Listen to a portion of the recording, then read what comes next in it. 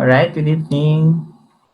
So, this is the second of three parts, our discussions on the health system, where it is right now, and how to move forward. Um, this For this episode, we'll be talking about medical technology. Now, particularly, our topic is on what we call PPEs or personal protective equipment. And then maybe to start it off, let's ask Dr.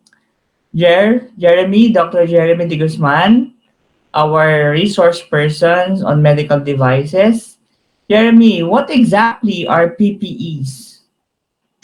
Hi, good evening, Doksho. So, personal protective equipment are garments or equipment that is worn by a person to protect them from hazards posed by their working environment or the environment in general. So, it can take the form of helmets, goggles, suits, boots, gloves. All those are classified as personal protective equipment. Um, and in the context of healthcare, they're usually used to prevent against contamination by infectious agents or other toxic substances used in the conduct of healthcare. Okay. So it seems there's a range of equipment, no? Um, when we say protective, are we talking about the inherent capacity of the materials used?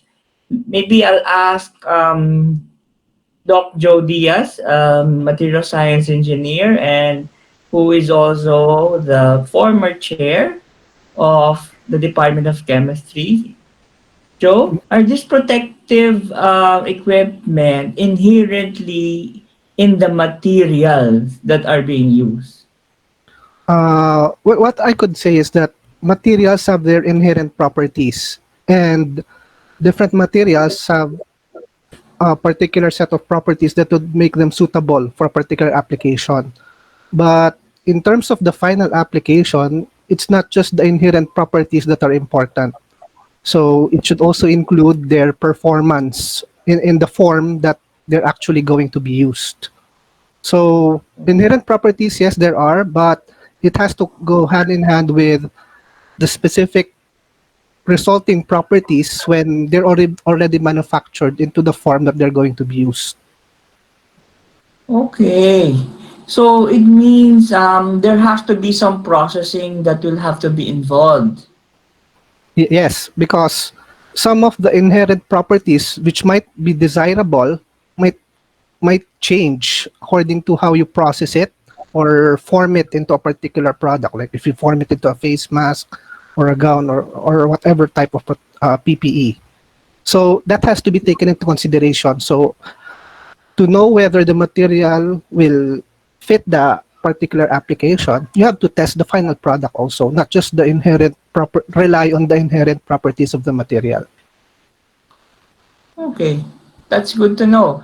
I'll go back to you, Jeremy. No, in terms therefore, Joe talked about the final application. No, are there particular standards to this application? In other words, when we produce or use materials as PPEs, are there particular standards that has to, or that will have to be followed? Yeah, in a nutshell, Dr. Marquez, yes, because the PPE used in a healthcare setting falls under the definition of a medical device, and the medical devices are usually required or held up to a higher standard from the point of view that the health of the person using them is actually affected by their functional performance. So, inherent to medical devices are two concepts: safety and efficacy, and risk. So, safety mainly, does this piece of equipment, uh, am I confident that when I use this equipment, it won't fail on me? Will it keep me safe? And will it not introduce new harms for me, the end user, and for the use case or the application or the patient? So that's safety. And then the other part of it is efficacy, meaning, is your device doing what it's supposed to do? And it goes back to what Dr. Diaz was saying, Mr. Dr. Joe Diaz was saying, that you have inherent properties of material, but you have to design it in such a way that it fulfills the function. What's the use of a gown if you can't actually cover the body part that the textile is supposed to protect you from? So that's the design aspect, and the design is informed by the standards. So what are standards? Standards are actually the expected level of quality based on an agreed set of parameters. And usually in today in medical devices, standards are really not prescriptive so much as they are process based. For instance, they would tell you, instead of saying your PPE should be able to do this, they're going to tell you that your PPE has to have a purpose, and then that purpose must be defined, tested, quantified, and proved. You have to say, as a manufacturer, as one who's fabricating these devices, you have to defend why you say it's doing what it's supposed to do empirically. And standards allow you to increase quality, minimize wastage and expensive iterations, and learn from best practice. So that's why you use standards. You immediately elevate the quality of your product, and you fulfill the two most important principles, in at least in the medical device perspective: how to achieve safety and effectiveness. Okay. We have also here today, one of the participants made, well, perhaps a participant in the market field, no?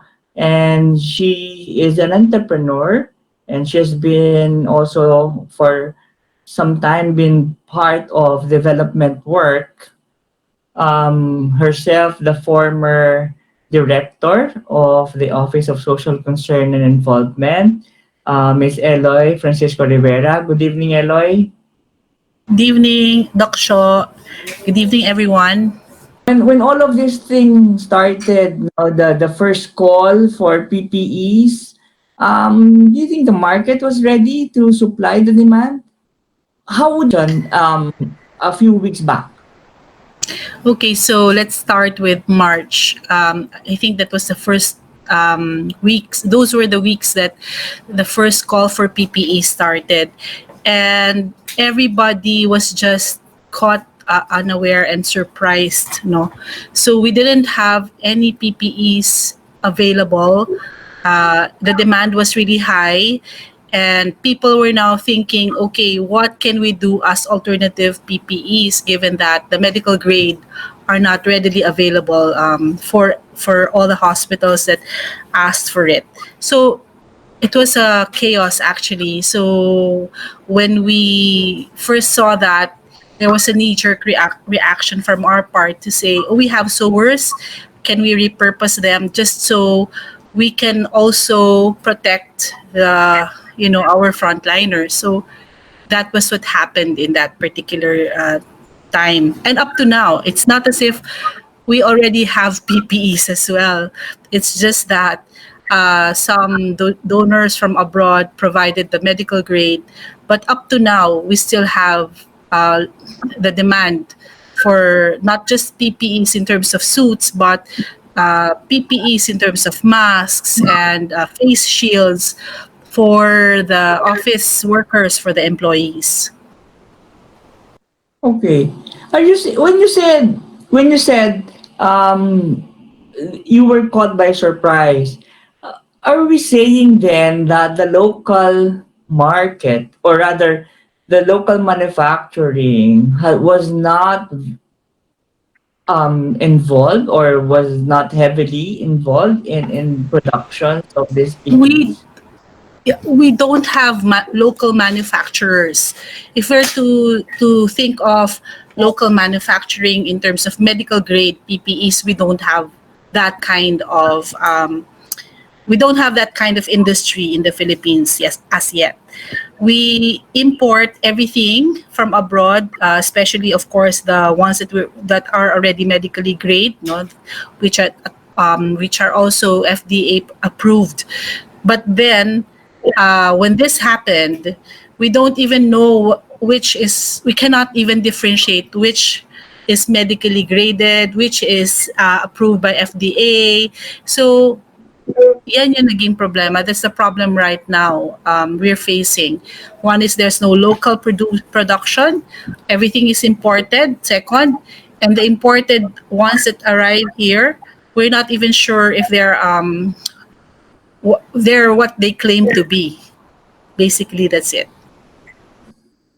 Wow, that would have been a real issue for the users, no? So let me go back to Jeremy. What was the how did the medical community take that, Jer? Knowing that um, people were improvising and they were sending all of this do-it-yourself PPEs to the hospitals. Right. I think, Dr. Marquez, the thinking right now of the medical community is something is better than nothing, which you can't fault them for that, because if you don't have any kind of protection, you're going to be grasping at the next available thing. And quite frankly, the what has happened, especially with what Miss Eloy said, is the local community is now seeing the need for formalizing this improvised PPE. Take, for example, the vice president suit by Mitch Dulce's team, which has now gained wide acceptance as the de facto standard. But to be quite honest, I would, and they were very candid about it. It's as close to medical grade as you can get, but it's not yet, because at the end of the day, you still have to test. You'd have to look at it empirically and all of that. So what's the challenge? I think moving forward, the medical community is realizing, or they're turning. So it's like an elephant in the room. Moving forward, you need to start looking at these things seriously, because you need to start thinking about how effective they are in field. If you noticed, there was a news article a couple of days ago that says the Philippines has the highest rate of healthcare worker infection from COVID-19, about 20%. So it's one of the highest in the world. And you have to wonder, are these infections of healthcare workers due to improper technique, improper hierarchy of controls, like from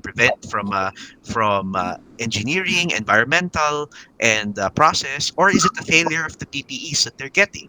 We don't know.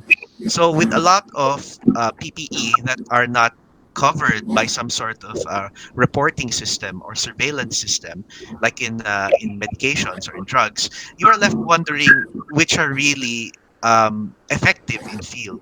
So those are some of the worries. But I grant you that the belief of something is better than nothing is very, very strong. But I think we also have to be very honest with ourselves. That at a certain point, we have to start thinking: are the is the stuff that people is the stuff that that are available, are the stuff available in the market up to snuff? Because if they are, you're paying a lot of money over time for things that you're not sure even works. And the worst case scenario is death or significant morbidity from COVID infections or other hazards, especially now. Okay. Um, when you talk about then the in terms of production, um, do we actually have the talent as well as the starting materials for this, Eloy? Well, in terms of talent and skills, I think we have a lot of that, especially for sewers, because the Philippines is known for sewing, no, for manufacturing clothes. So we have a lot of that.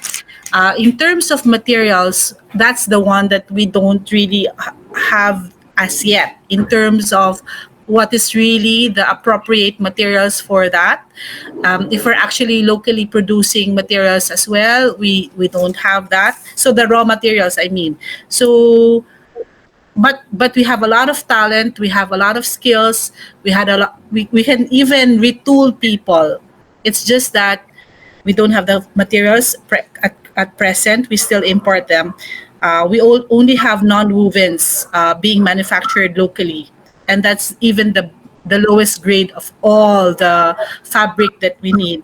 Second, I think we are lacking in terms of quality control. In terms of the mindset of quality, that's the thing that I find it hard the most to tell people how to do it with quality. That's where I'm coming from right now. So it's really a mind setting of excellence and quality, and making them understand that whatever mediocrity they employ would mean death for this particular instance. No. That's interesting. Joe, is that something that material science engineers can address the lack of? Is it a lack of natural materials specifically here in the country, or on the one hand, and on the other hand, is that something that can be addressed synthetically? I think in terms of the raw material in the form of textiles, I think there is lack of material. But in terms of the natural forms that we could get them from, I think the Philippines has abundant sources. It's just that I think the textile industry is no longer active anymore locally. So as what Ma'am Eloy said, di ba? Oh, The raw materials are imported. So basically because of they're coming from China, much cheaper. So I don't uh-huh. as far as I know, yung textile industry parang oh, it's really not that active anymore. Probably yung mga the regional textile manufacturer, for example, the manufacturers of barong, for example, there are very regional, very local manufacturing aspects. But if you are to scale it up, like for large scale manufacturing of PPEs, I don't think we have sufficient supply for that. Okay, but you're saying if there are sources, there are sources, we just have to sort of harness those sources and convert them to fabric that's appropriate for PPE production. That's possible technologically. Yes, I think because the technology behind textile making is already there, but I'm not Mhm. really sure. But I think it's with the business side. So as a businessman, why would I manufacture locally if I could get the final product cheaper by importing it? But I think this pandemic is showing us that we need to develop our own local sources. So it's really up to Agree. the business Agree. sector. Yes, Eloy, you were saying. Yeah, I agree with what doctor is saying, because he's saying that we have the raw material, we have the natural materials. It's just that from my perspective as an entrepreneur, labor is expensive in the Philippines. No? So, and then what works for China is that the government subsidized labor.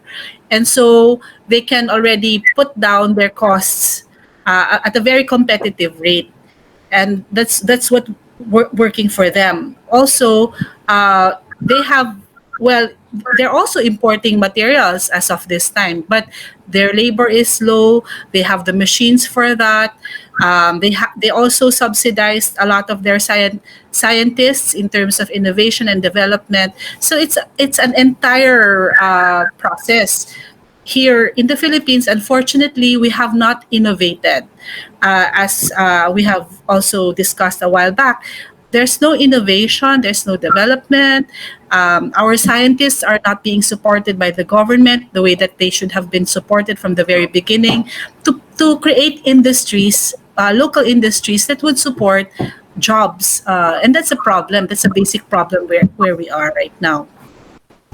Okay, so picking it up from what Eloy mentioned, what do you think is our way forward? In other words, how do we see this technology, this particular industry from here on? Yeah.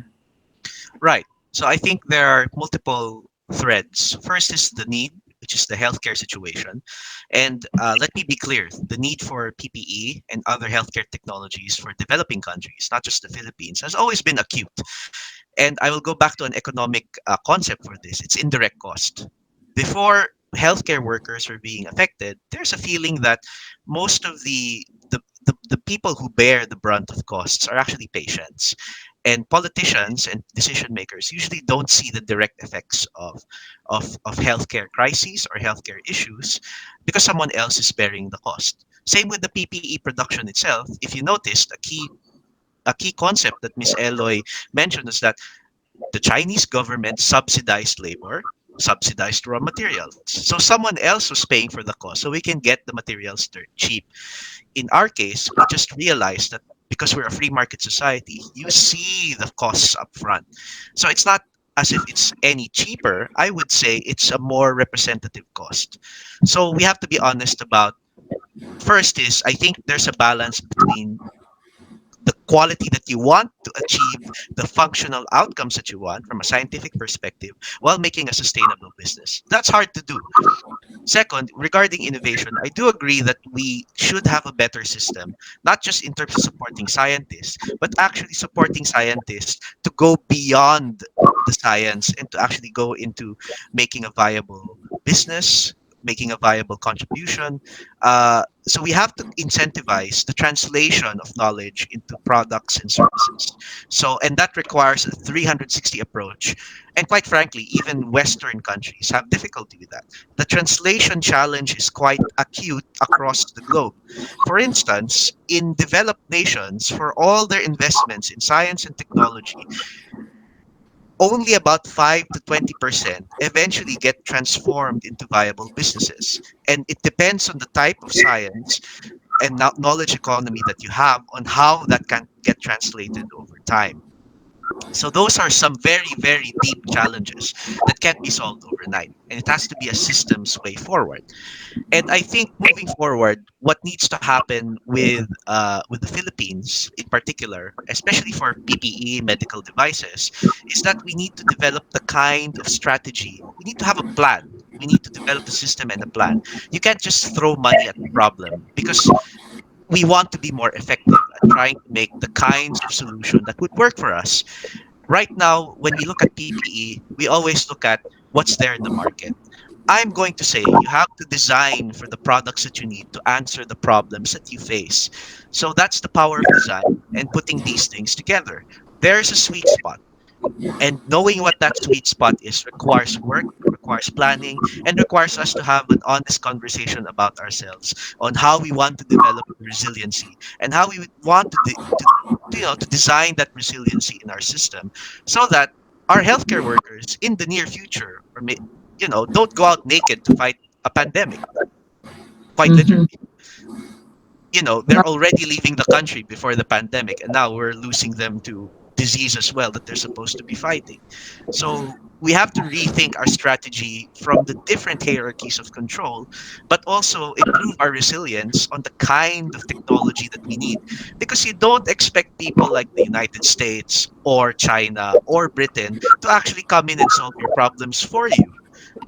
They would do that by selling what the products that they already have.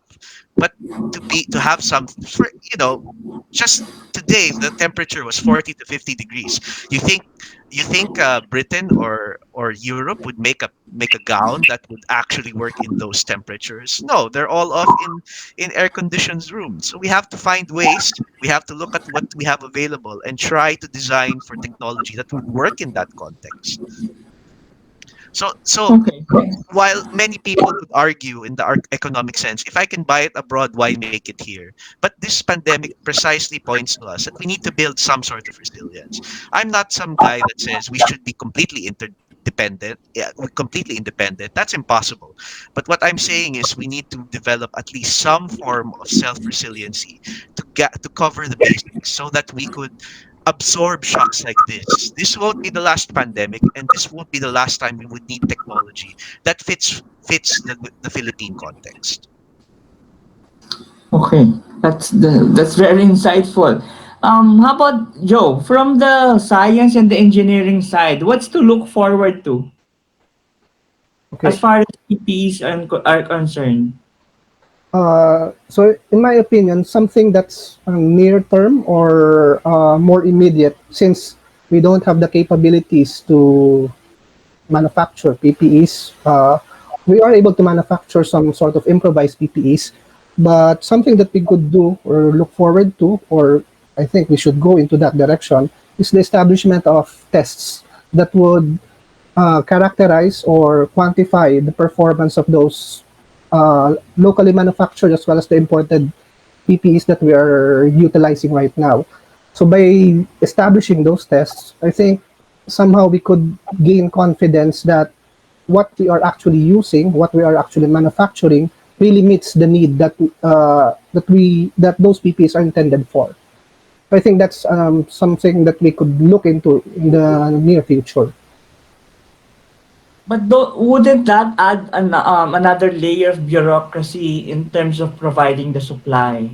Uh, yeah, of course, it would um, make the process slower, but in terms of ensuring the safety of the users, the end users, I think it would contribute a significant amount to that safety aspect for the end users. Okay.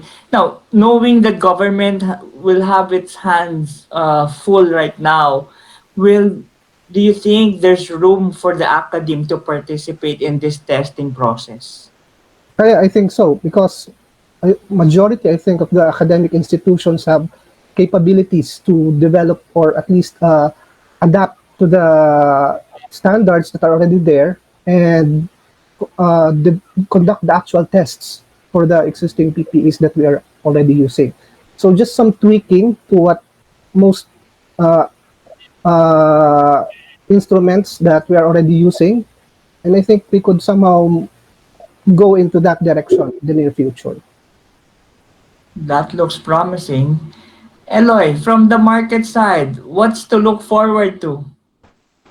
From the How do, market side, if we how yeah, do we if we move have forward? the yeah, if we have the testing, if we have at least what Doc Joe is saying, and the mindset that Jeremy is actually also providing as an option, I think from the market side, because the demand is there, and we're looking at it probably for a year and a half, 2 years from now, then in this particular period of time, if we have conducted all these things, I think we could have gotten ourselves one notch, two notches higher than where we are right now.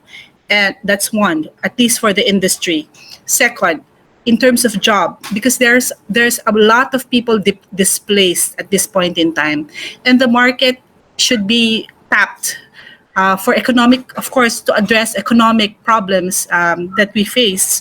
So if we will be able to create this particular industry, it will address a lot of displacements because the skill is basic. We have the skill, we can do it. We have TESDA, we can tap into these things for the sewing, the technical aspects of it, if it requires sewing. And if it requires assembly in terms of face shields, etc., we can do that as well. These basic PPEs, and then the higher ones, which require, of course, like the filtration rate and everything else, we can import a bit and then learn how to create this in the time being that we're given. Anyway, we don't have a lot of time doing a lot of things right now. So yes, this is an opportune time to learn a lot of things, to retool ourselves, to rethink. And the market, although it's already, kumbaga nga, sabi natin, what is our weakness is also our strength. So we can use this opportunity to build ourselves stronger than we were in the past. Wow. Maybe that is the hope that we are looking forward to. All right, so unfortunately, we don't have much time. Again, we would like to thank our guests for this episode, Miss Eloy Francisco Rivera, Dr. Thank Joe you. Diaz, or Jeremy de Guzman. You have Maraming salamat given po. a lot of important insights and a better understanding of what PPEs are, particularly its role in this pandemic or addressing the pandemic. So, again, thank you to our viewers and our listeners. Um, please watch out for the third and the final installment um, um, of this particular program of the Areté, our way forward with regards to our responses to the pandemic. So we will see you soon again. Thank you.